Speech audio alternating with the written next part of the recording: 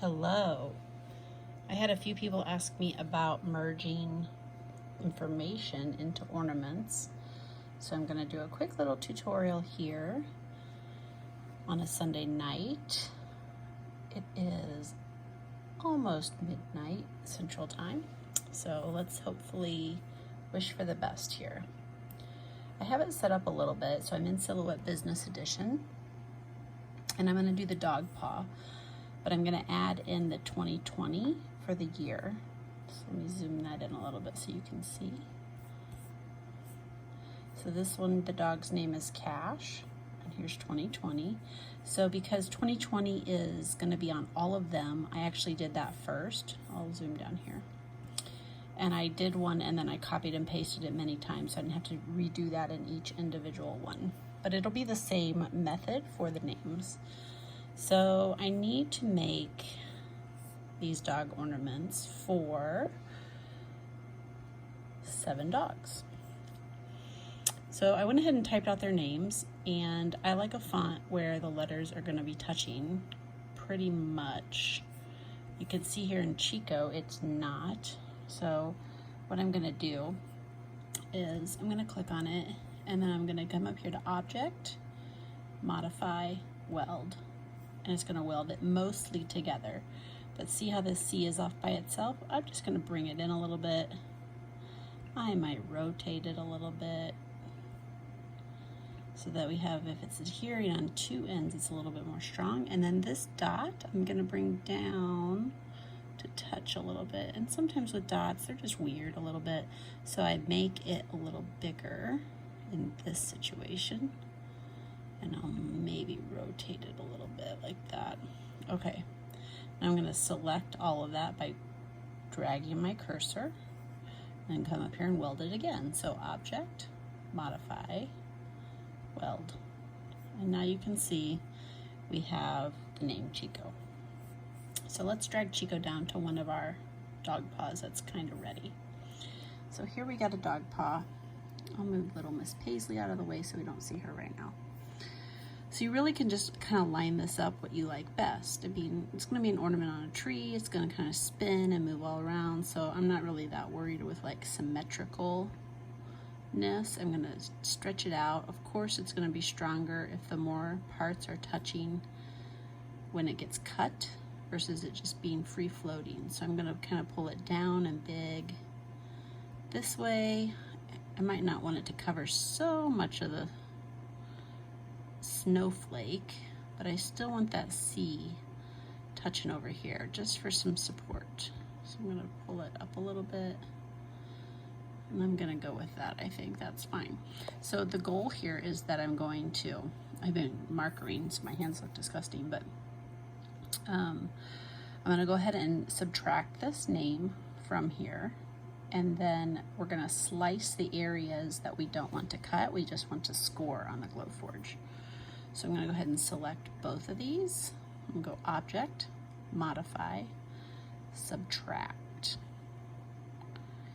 Ta-da! Okay, so now we have it subtracted. Now you can see it looks double lined here. You can get rid of some of those. I'm not sure if you really need to get rid of them. I just always do because I don't want the laser to think it needs to cut twice there. Okay. So now I'm going to come in here and I'm going to look at this and say, where do I want it to cut and where do I want it to score? And on the Glowforge, you just need those to be in different colors. So I know that I want this to be open space in the paw print and the snowflake. So I'll start here with the C. I'm going to take my knife tool over here on the side. Yours might be in a different place depending on how you have your Silhouette Business set up. And I'm just gonna slice it like right there. I wanna leave that joint where the edges are gonna come together. I'm gonna slice it there, and I'm gonna come down here into the snowflake. Sometimes it erases the whole thing, and that's okay. We can fix that. Like that one, it pretty much erased it. I'm just gonna do that one more time. So you have to figure out where you want your cut lines. And I want to leave the name attached to the snowflake. And we'll go back in and fix some of that. Like here, I'm gonna make this touch, even if it wasn't really a solid touch. Do you see that gap there? I'll show you how I fix that in a minute. Okay, I'm almost done. That was pretty close to the cut line, but that's okay. So I'm slicing here because I want that to stay solid. It gets a little tricky up here. I think I'll take that apart so that blends.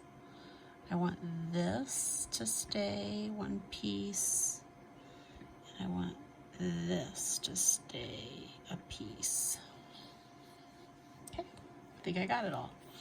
Now when you slice things up like that, I'm gonna go back to get my select tool, and I'm just gonna go in and I'm gonna delete those extra double lines, just so that I don't have to worry if it's gonna do 2 slices with the laser. I'm not exactly sure how it reads that.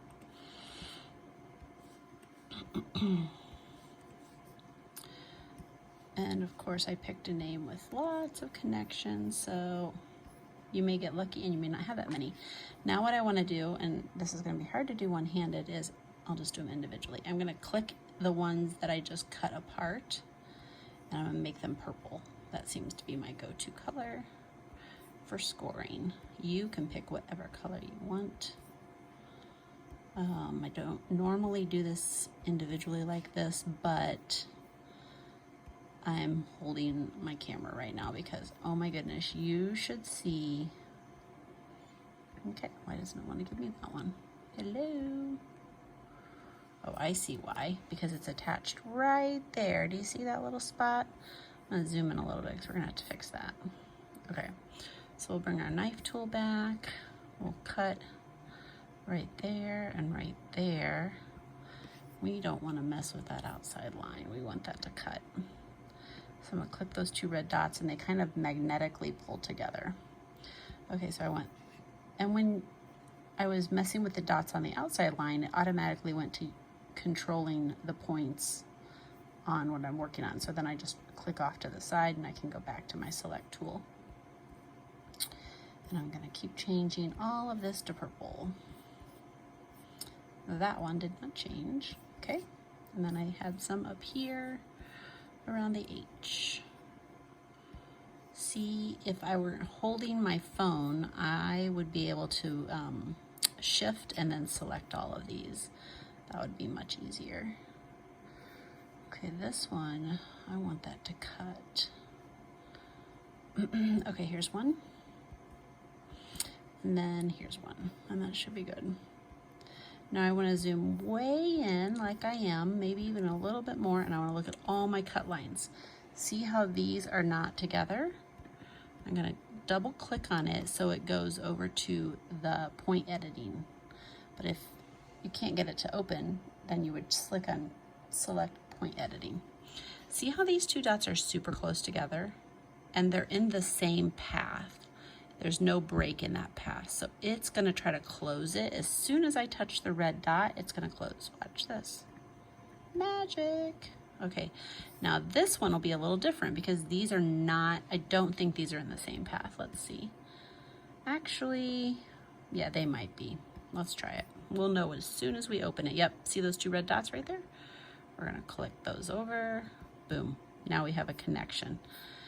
Your Glowforge may, if you don't close all those, it could still do an okay job. It's just better to close them if you can. You'll have a cleaner cut.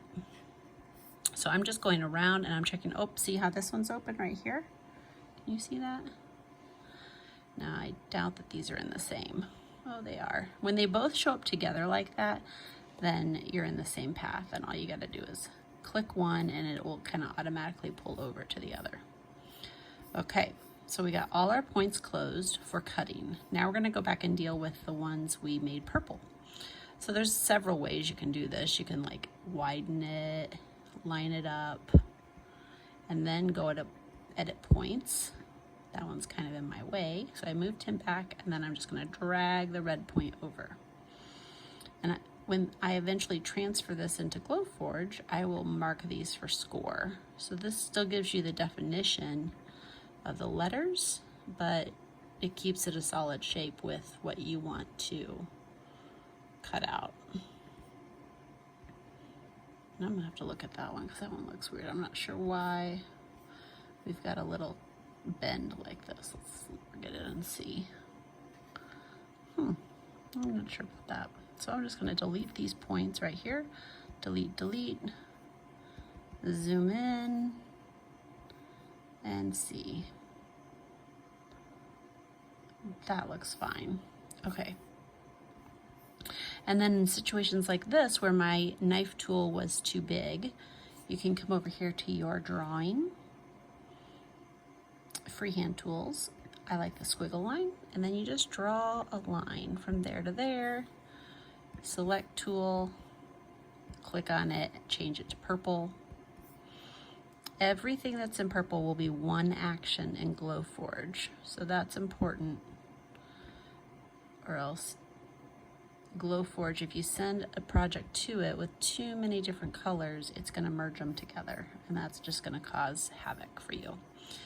Okay, so this is a big one. This is just for scoring again. So I'm going to come over and pull these lines to line up.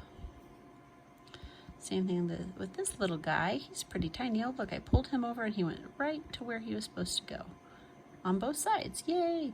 Now this one we lost because my knife tool was too big for how I had it zoomed in. So I'm actually going to just do a different method, and I'll select it, Command C for copy, Command V for paste. It's very similar, so I'm just going to start with that, and then I'm going to rotate it and shrink it.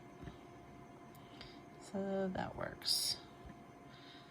It's okay if it overlaps on a cut line. It's just going to be more burning onto the wood. So I like it to definitely touch, so there's no space without it, but you really don't want it to go excessively over the cut line. This one just needs to be rotated a little bit. And then when we get this done, we're almost done, but then all you're going to do is group it, and then you'll be set to go. Okay, oh, yep, we've got this little dandy guy here.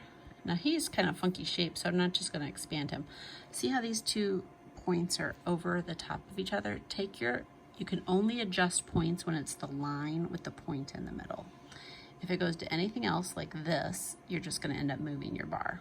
So you want to hover that over, get that little guy out of your way because he's second in line. Your red is always first in line on each end, and then pull it in. You can adjust these, like I could go here and I'm just going to show you this real quick. I could delete that point and delete that point and see how it made a straight line and be like, oh, I don't really want a straight line. Come back in and double click to get your point edits, hover where you want to drop a box, and then pull it out. And here are your little like adjusters, right? You can just adjust it to the shape you want. Now I'm working on a Mac, so I'm going to go back Command Z to where I deleted those 2 points so that it stays the same. Okay, now this little dude, he was the troublemaker. So we're just gonna come up here and we're just gonna put that into place, and then let's see what we should do. Let's highlight the red. We're gonna get rid of that. It makes the next one red. I'm just gonna kind of pull this down because it's supposed to be like a little tail. There's no right or wrong way, it's just this looks way too far down. Let's check that out. Oh, see how that's not quite closed? And that's okay because it's a score line, but you'll see that.